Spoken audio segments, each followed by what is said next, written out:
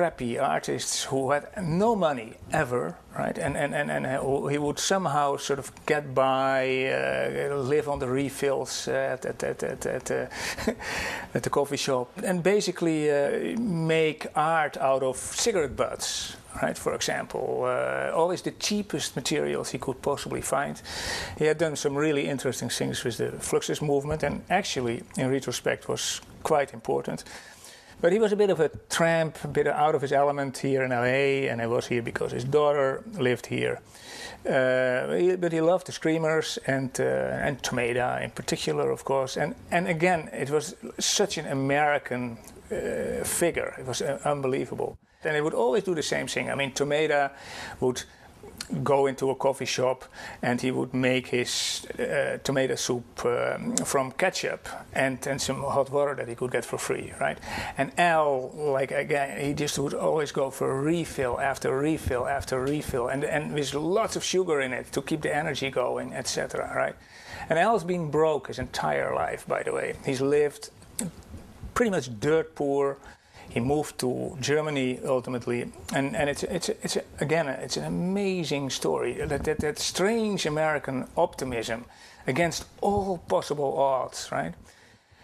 Now, our neighbor was a woman who lived in a shack in the parking lot, and she hobbled. One of her legs didn't work properly anymore, and her teeth were like all completely screwed up, and so on. But she had an interesting vibe about her. And of course, Tomeda found out who she was. It was Vampira. So now we had this other phenomenal Americana figure there. Vampira, of course, had sort of a Hollywood career. She had come to Hollywood in the early days, knew Marlon Brando and James Dean and I think Marilyn Monroe, what have you, right? And she sort of like took off, and then like after a while she married a guy who was the writer of 3 of the classic Clint Eastwood movies, Dirty Harry and some others. And somehow things went wrong, and she ended up living like destitute in that shack on our parking lot. So the idea was born to bring her into the desert where she would act out the part of Tomeda's mother, right? So that was Vampira.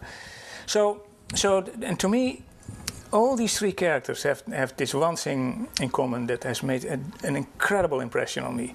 They all lived on nothing. They all like completely went on doing what they needed to do. They never were bitter at all. And they never, ever gave up for even one moment to engage in their art, right?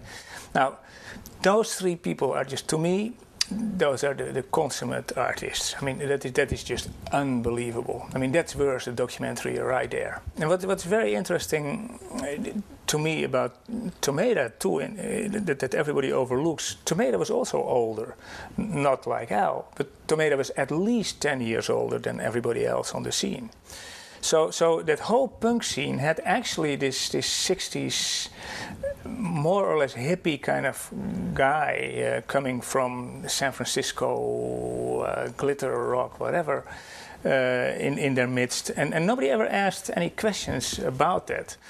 But it reflects a lot on Tomeda, because that was what made Tomeda ultimately the most interesting guy you could think of, and it has nothing to do. Now we are way beyond the Coquettes and the Screamers and all of that. He's like just this grown-up Huckleberry Finn, and nevertheless, that guy, that same Huckleberry Finn, that same hiya.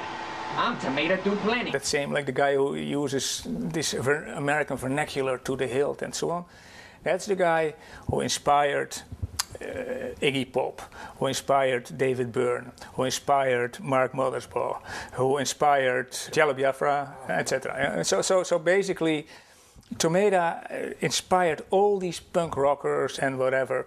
But he himself was not only of another generation, but also ultimately of a whole different mentality. So it's very complex, and through this whole story, besides Population One, runs like a lot of cultural history that goes from the 50s all the way to like the millennium, just about, right? Screamers are really interesting because, I think that they were universally very, very looked up to in the scene because they were doing something that was so stark and starkly different from the rest of what people considered punk rock.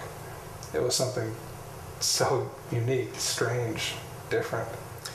Well, it's funny because we just listed all the characters that Tomato influenced, and to this day you have to say nobody can hold a candle to him, Yeah.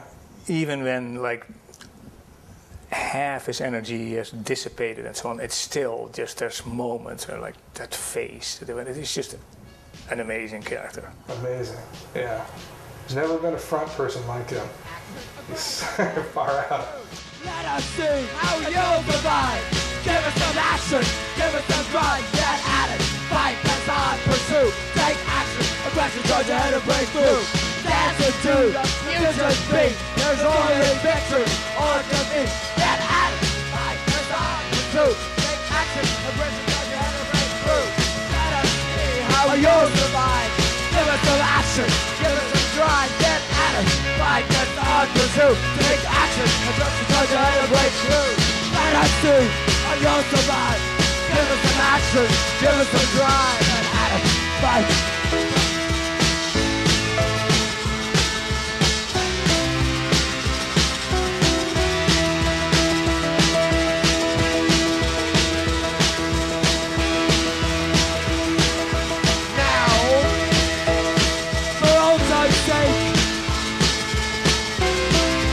Future, a break, the night. Thank you.